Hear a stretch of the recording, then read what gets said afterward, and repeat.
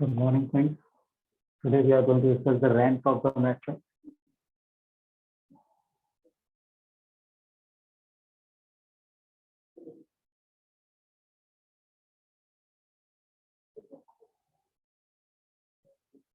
Definition और सब कुछ मैं आपको बताऊंगा इसमें, लेकिन पहली बात तो ये कि डेफिनेशन क्या है, रैंक ऑफ मैट्रिक्स है क्या चीज, क्यों यूज होती है, इसकी एप्लीकेशन क्या है और क्या क्या मेथड है रैंक ऑफ मैट्रिक्स को निकालने की।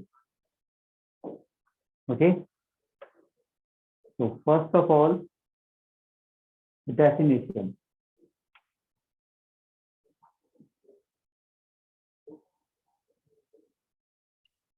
रैंक ऑफ मैट्रिक्स की डेफिनेशन क्या होगी? It is a maximum number of linearly independent. It is the maximum number of linearly independent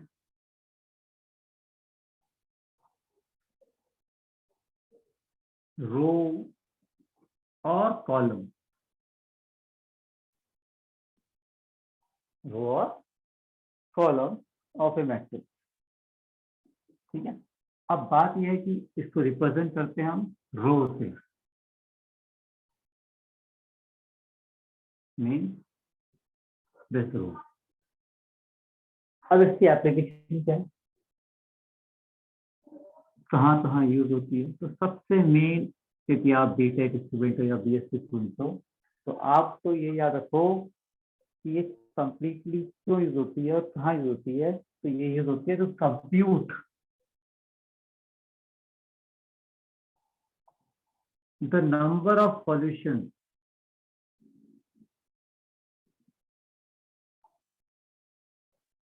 of a system of linear equation, of a system of linear equation.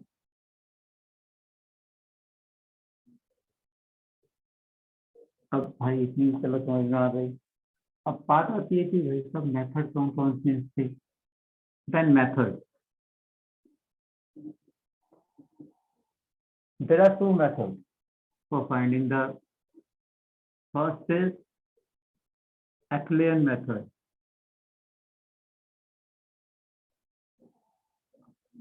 and second one is normal form.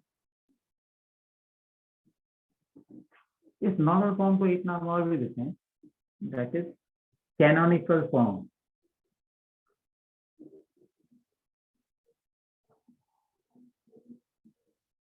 अब इतनी बात भी चलो हो गई।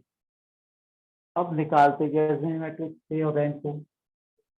ये तो आपने डेफिनेशन है, ये एप्लीकेशन है और ये कहाँ मेथड कौन कौन से हैं ये हमने सीख लिया, लेकिन निकालते कैसे हैं? तो आज पहले हम डिस्कस करेंगे Euclidean method, after that normal form method.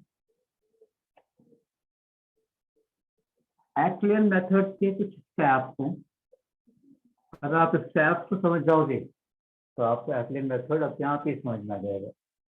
तो फर्स्ट इज यूक्लिडियन फॉर्म।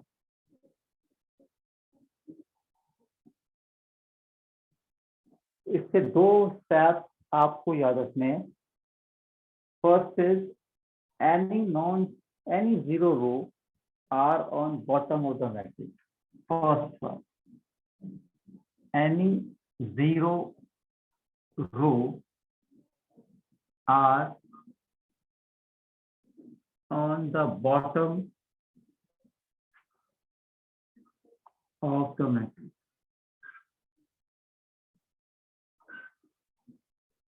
अब ये मैं आपको वो लिखवा रहा हूँ कि किताबी ज्ञान है। सच बात तो ये है, एग्जैक्टली इन्हें शॉर्ट में कैसे समझा जाए और कैसे याद किया जाए तो वो बताऊंगा। दूसरा, each leading non zero entry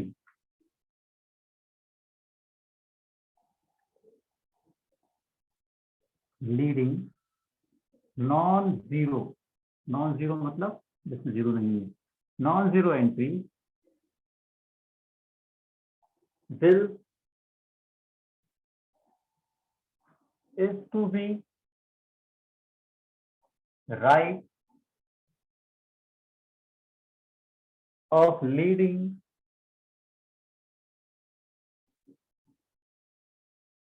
non-zero entry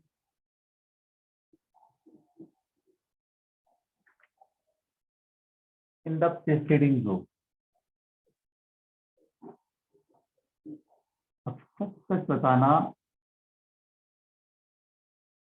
ये समझ में आया होगा क्या? आई डोंट थिंक तुम्हें समझ में आई होगी, या आप कहीं से भी कुछ, मुझे नहीं लगता सच बात तो ये। तो अब इस मेथड को ऐसे समझने की बजाय अगर मैं दो भाषा में यहाँ पे एक छोटा सा नोट डाल के लिख दूँ कि भाई करना क्या है, हमें करना क्या है, all the element below the diagonal. अब हमें पता है मैट्रिक्स क्या होती है। सपोज मेरे पास एक मैट्रिक्स दी हुई है 1 2 3 4 5 6 7 8 9। सिंपल भाषा में कहूँ तो पहला स्टेप आपको क्या करना है, all the entries below the diagonal of matrix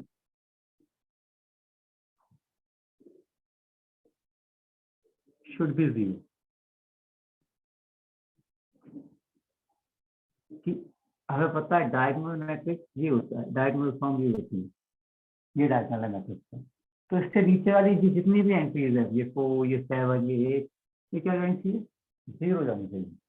जब तक ये 0 नहीं होंगी हम नहीं बताएंगे कि एक्लन फॉर्म पूरी हो गई। हम नहीं कह सकते ये बात कि एक्लन फॉर्म पूरी हो गई, या हम रैंक नहीं कर सकते। ठीक है। दूसरी दूसरी सबसे आसान भाषा में बात करें तो यहाँ पर सिर्फ और सिर्फ only row transformation will apply.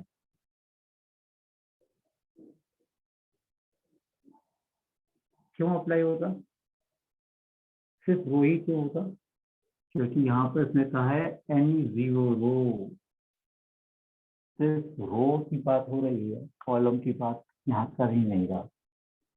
कोई बात नहीं, नहीं कर रहा तो भी क्या हुआ, हमें तो रैंक निकालनी है, निकाल देंगे, हम रो से निकाल देंगे। तो आई बात है। तो आपको ये नोट याद रखना है मेन, उसमें से फर्स्ट पॉइंट मेन याद रखना है कि all the entries below the diagonal should be 0, then will find the root, will find the rank of the letter. Let's take the example. Example लेते हैं और उससे समझाते हैं।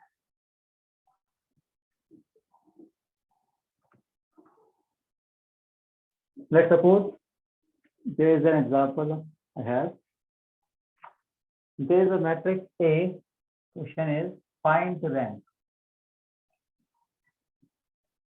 of matrix A, which is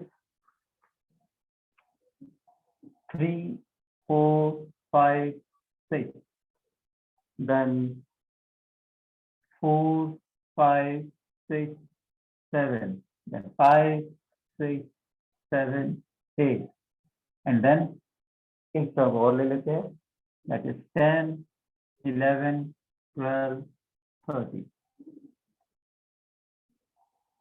अब इस मैट्रिक्स में आपको पता है डायगोनल एलिमेंट में कौन सा बना, डायगोनल कौन सा है, ये। मुझे इसके नीचे की जितनी भी हैं एंट्रीज, इनको 0 करना है। कैसे भी, बाय कैसे भी मतलब रो ट्रांसफॉर्मेशन से। तो व्हाट शुड आई डू, मैं लगाता हूँ भाई let's suppose R2 minus R1, I will get 1 here. Similarly R3 minus R1, and R4 minus R1। इससे मेरे पास जो फॉर्म आएगी वो क्या होगा, 3 4 5 6, this will become 1 4 minus 1 5 minus 4 6 minus 5, and that is 1। Now R3 minus R1, it will become 2, again 2 2 and 2, and R4 minus R1, this will be 7, again 7, this is also 7, and this is also 7। अब अगर मैं यहाँ पे apply करूँ result, और I can say R3 will be R3 minus twice of R2. मेरे पास ये 0 मिल जाएगा, ये वाला element. Similarly R4 minus 7 of R2, तो मेरे पास क्या आएगा 3 4 5 6 1 1 1 1. This will be 0 0 0 0 0 0 0 and 0. तो मेरे पास यहां से दिखता है नॉन जीरो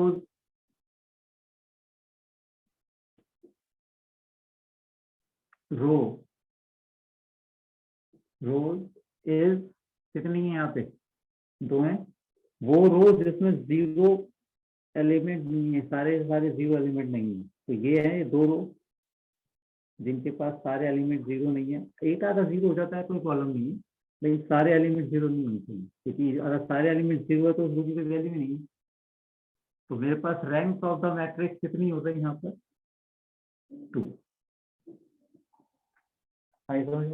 अच्छा, जैसे आपने 12th में पढ़ा होगा, बता दूं, अगर ये मेरे पास मैट्रिक्स है, अगर मैं इसको देख लेता हूँ तो इसकी रैंक 2 क्यों है कि अगर मैं इसे अभी डिटरमिनेंट बना के ओपन करूंगा तो इसकी वैल्यू 0 आ रही होगी सॉल्व करके, तभी तो ये नॉन जीरो होगा। ठीक है, आया समझ में बात? This is the main point. अब बात ये आती है